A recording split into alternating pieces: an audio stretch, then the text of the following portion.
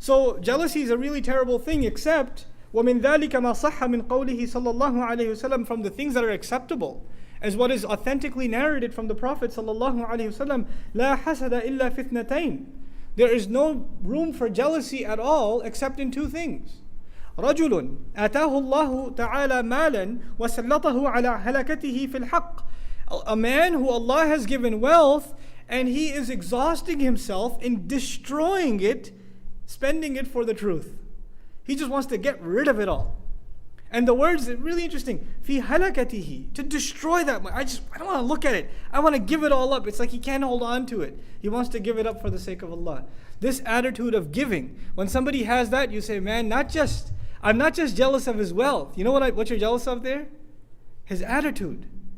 How does he have? How do you get that? How do you want to give money up so easily?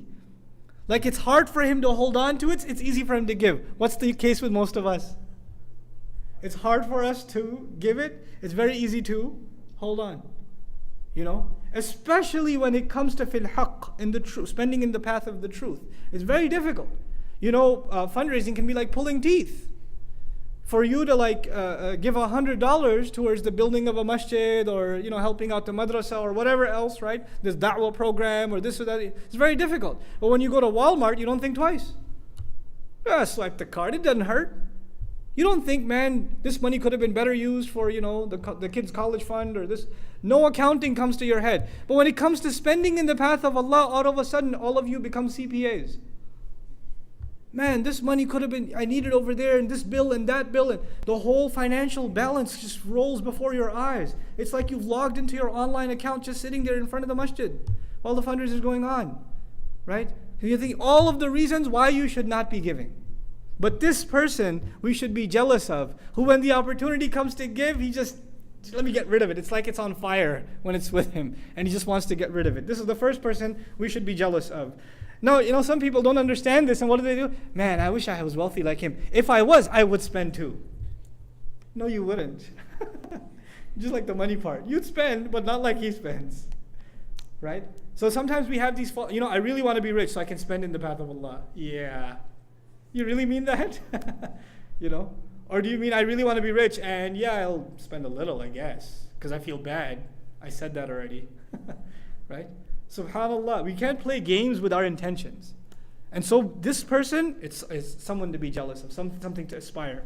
Then, وَرَجُلٌ آتَاهُ اللَّهُ تَعَالَى الْحِكْمَةِ فَهُوَ يَقْضِي بِهَا. That's the first.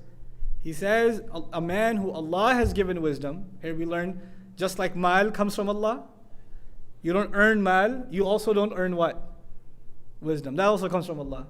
And so what does he do with that wisdom? يَقْضِي بِهَا. Number one, he judges by means of that wisdom. When he lives his life, he lives in accordance with that wisdom. So here we're learning the difference between knowledge and wisdom. You can have a lot of knowledge, but you don't act on it, which means you're not very wise.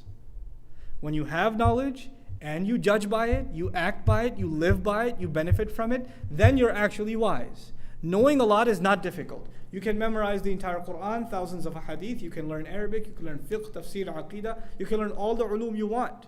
You can become an alim. That's easy. That's not the hard part. The hard part is hikmah. Hikmah, the ancient Arabic definition of hikmah was you learn something beneficial and you act on it. If you do those things, then you are hakim.